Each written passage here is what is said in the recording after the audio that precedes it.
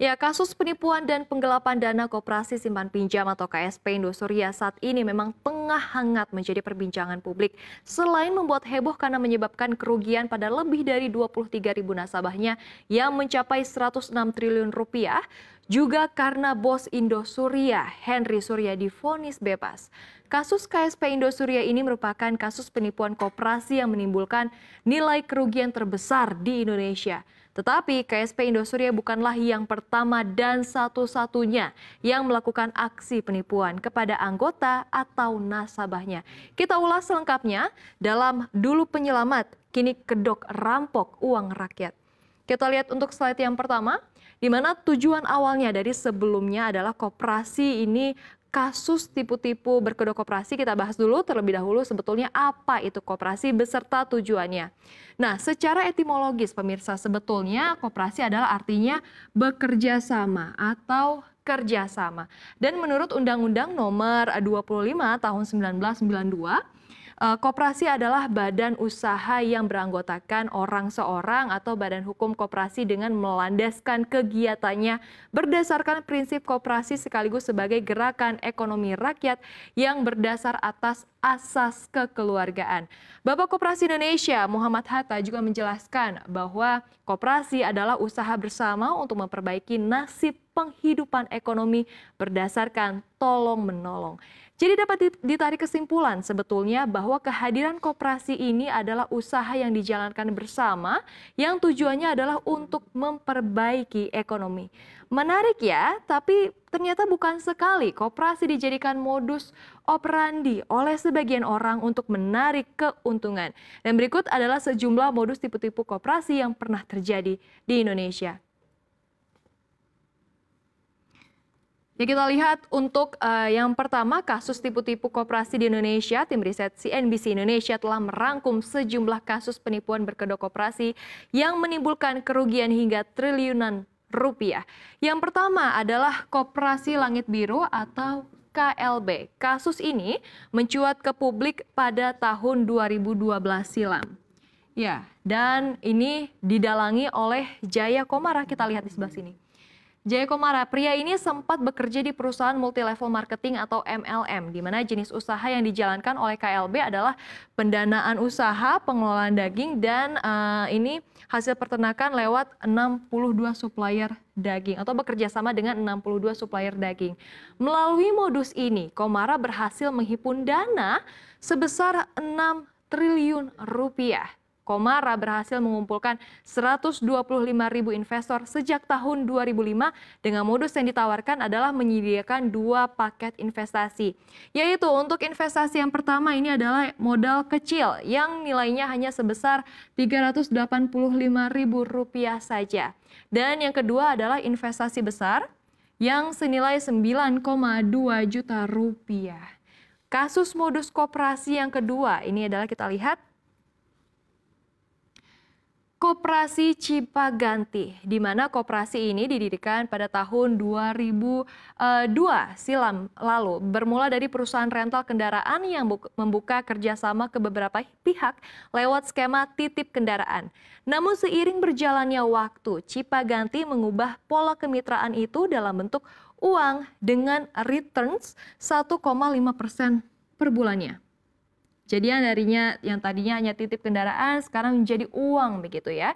Dan Cipaganti pun tumbuh menjadi perusahaan besar yang bahkan berhasil melantai di Bursa Efek Indonesia dan memiliki banyak anak usaha mulai dari transportasi, lalu juga perhotelan hingga pertambangan.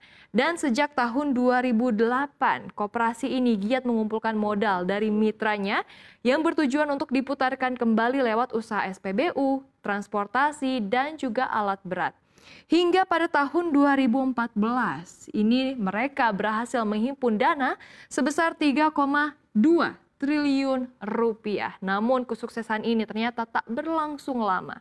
Kinerja dari bisnis pertambangan lesu dan berimbas ke kinerja Koperasi Cipaganti Karyaguna. Semenjak itulah terjadi peristiwa gagal bayar ke mitra-mitranya yang akhirnya mencuat ke media. Pemimpin perusahaan tersebut adalah Adioanto Setiabudi. yang juga diduga melakukan penipuan dan penggelapan terhadap 8.700 mitra.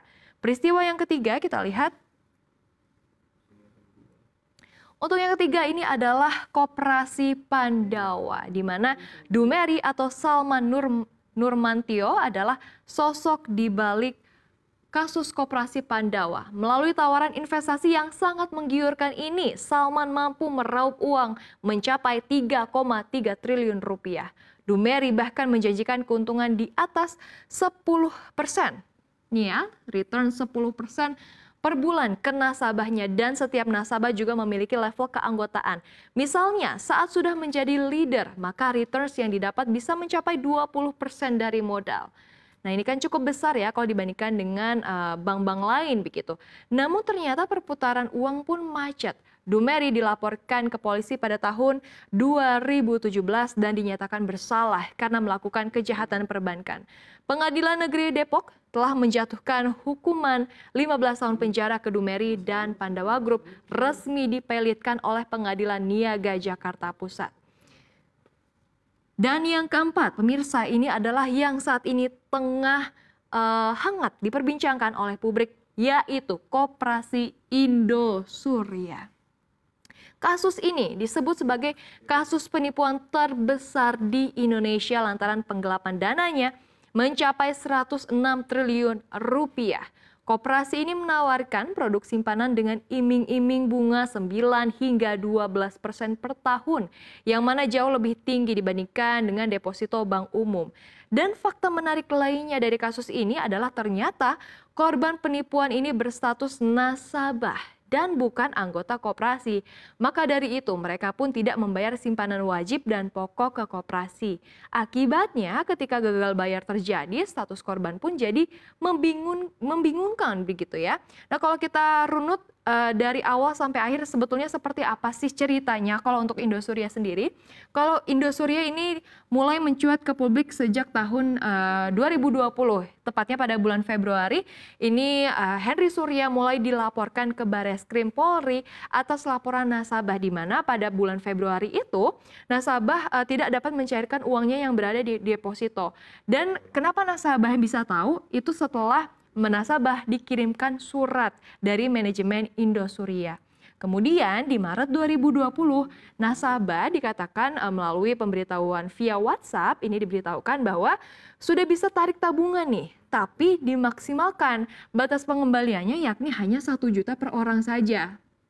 Semenjak inilah dikarenakan ini ternyata sudah ada solusinya. Akhirnya kasusnya pun mereda.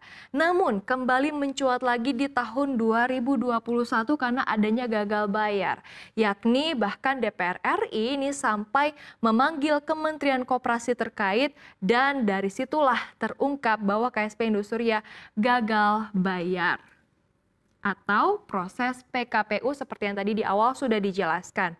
Lalu pada September 2022 ini adalah sidang pertama perkara, dan setelah berbagai sidang yang telah dilalui oleh Henry Surya, pada 24 Januari 2023 MA atau Mahkamah Agung memberi vonis bebas Henry Surya, owner dan founder KSP Indosuria, dikatakan karena ternyata secara perdata ini memang terbukti bersalah, namun tidak dapat dihukum secara pidana. Kita lihat slide selanjutnya. Nah, ini pemirsa, kita harus berhati-hati begitu ya. Kita harus mengenali ciri-ciri modus penipuan yang berkedok koperasi. Ini dengan banyaknya modus penipuan, kita sebagai masyarakat harus ekstra hati-hati. Ketua Satgas Waspada Investigasi Tongam L. Tobing ini telah membeberkan 5 ciri-ciri modus penipuan yang sering dilakukan oleh oknum yang berkedok koperasi. Pertama, adalah melakukan penawaran melalui berbagai media, mulai dari SMS, link, nomor telepon, lalu situs, lalu media sosial untuk mengirimkan broadcast penawaran. Nah, ini Anda harus berhati-hati atau double check begitu ya. Dan yang kedua adalah menggunakan nama koperasi walaupun sebenarnya tidak memiliki pengesahan badan hukum dan atau izin usaha dari kementerian yang berwenang. Nah, ini Anda juga harus ekstra hati-hati kalau ada yang menawarkan, cek lagi apakah betul memang sudah terdeteksi begitu ya atau sudah sah begitu. Dan yang ketiga, melakukan pencatutan nama koperasi berizin dan atau koperasi yang terkenal. Nah, ini menimbulkan rasa percaya ya. Jadi seakan-akan oke ini koperasinya sudah berizin, sudah terkenal. Jadi ya udah deh saya percaya lalu menaruh uangnya di situ. Tapi sekali lagi kita harus double check kembali apakah beneran sudah berizin atau hanya tipu-tipu daya semata. Lalu yang keempat, ini ciri-ciri yang harus diwaspadai adalah menyatakan sudah terdaftar atau diawasi. Seakan-akan memang sudah dalam pengawasan instansi berwenang. Dan yang terakhir yang wajib kita hati-hati begitu ya, yang kita harus waspadai adalah banyak menggunakan logo Koperasi Indonesia atau Kementerian Koperasi dan UKM. Seakan-akan memang benar-benar berbentuk koperasi atau berkaitan dengan kementerian. Ya, saat ini investasi ilegal yang sudah mencuat ke permukaan publik ataupun yang masih di dalam permukaan nyatanya masih marak, dan hal ini disebabkan karena permintaan masyarakat akan jasa keuangan yang masih sangat tinggi, sementara tidak sejalan dengan pengetahuan masyarakat akan investasi yang legal dan juga aman. Maka dari itu, jangan mudah tergiur akan returns ataupun keuntungan tinggi yang ditawarkan. Kenali terlebih dahulu perusahaannya dan bekali diri dengan pengetahuan instrumen investasi.